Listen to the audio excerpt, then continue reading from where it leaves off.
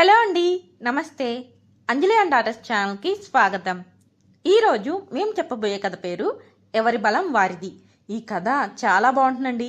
మరి కథలోకి వెళ్దామా? అనగనగా ఒక పెద్ద అడవి ఉండేది.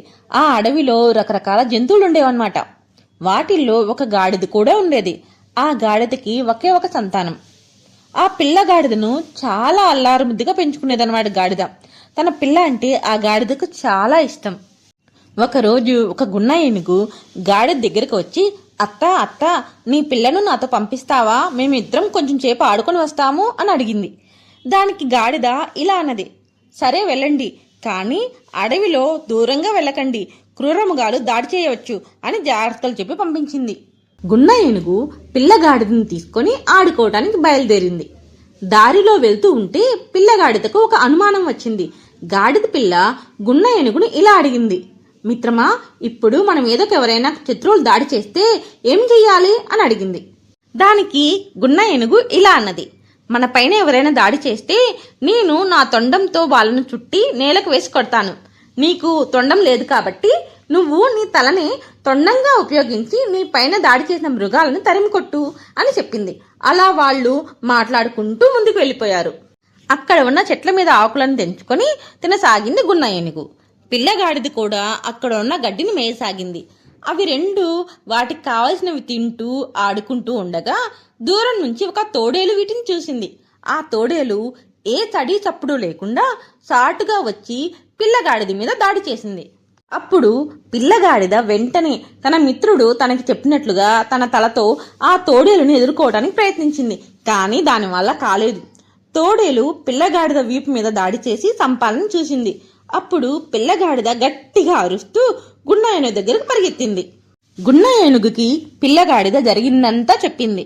గున్న ఏనుగు కోపంతో గట్టిగా గీంకరిస్తూ తన తొండం పైకి ఎత్తి తోడేలు పైన ఎదురు దాడికి సిద్ధమైంది. గున్న ఏనుగు తన మీదకు రావడంతో భయపడిన తోడేలు పారిపోయింది. ప్రమాదం తప్పిందని ఆనందిస్తూ పిల్లగాడిద గున్న ఏనుగు ఇంటి దారి పట్టాయి. ఇంటికి వెళ్లిన తర్వాత పిల్లగాడిద తన తల్లితో తన పైన జరిగిన తోడేలు దాడి గురించి చెప్పింది. అప్పుడు పిల్లగాడితో తల్లి గాడిద ఇలా అన్నది, చూడమ్మా, ఒక విషయం చెబుతాను, విను. మన జంతువులలో ఒక్కొక్క జంతువు శరీర నిర్మాణం ఒక్కోలాగా ఉంటుంది. ఏనుగులు తమ తొండంతో తమను తాము రక్షించుకుంటాయి. ఎద్దులు, జింకలు తమ కొమ్ములతో ఆత్మరక్షణ చేసుకుంటాయి. ఇక మనమైతే మన కాళ్ళను ఆయుధాలుగా ఉపయోగించి శత్రువులను ఎదుర్కోవాలి. మన వెనుక కాళ్ళను ఉపయోగించి మన వెనుక దాడి చేస్తున్న మృగాలను గట్టిగా తన్ని మనల్ని మనమే రక్షించుకోవాలి. అదీ కాకుండా మనం ప్రమాదాల జోలికి వెళ్ళకపోవటమే మంచిది అని హితబోధ చేసింది. తర్వాతి రోజు పిల్లగాడిద నీళ్లు తాగేందుకు ఒంటరిగా చెరువుకు వెళ్ళింది.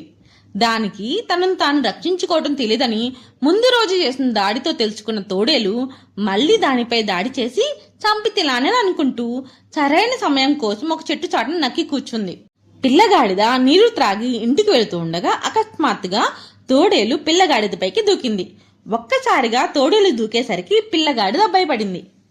అయినప్పటికీ ఆ పిల్లగాడిద తన తల్లి చెప్పిన విషయాన్ని గుర్తుకు తెచ్చుకుంది. తోడేలుకి చిక్కకుండా పక్కకు తప్పుకొని పరుగు మొదలుపెట్టింది. దాంతో తోడేలు అమాంతం కింద పడిపోయింది. తోడేలు లేచి సర్దుకొని పరిగెత్తున్న పిల్లగాడిదను పట్టుకోబోయింది. తోడేలు తన వెనకే పరిగెత్తున్న విషయాన్ని గమనించిన పిల్లగాడిద ఒక్క నిమిషం ఆగింది. తోడేలు తన వెనక్కి వచ్చి పట్టుకుందాం అని అనుకునేలోగా ఒక్క క్షణం కూడా ఆలస్యం చేయకుండా పిల్లగాడిద తన వెనక కాళ్ళు లేపి బలంగా ఒక తన్ను తనింది. ఊహించని దెబ్బ తగిలేసరికి తోడేలు చాలా దూరం ఎగిరిపడింది. దెబ్బ బాగా గట్టిగా పట్టు తగలడంతో తోడేలు ఇక లేవలేదు.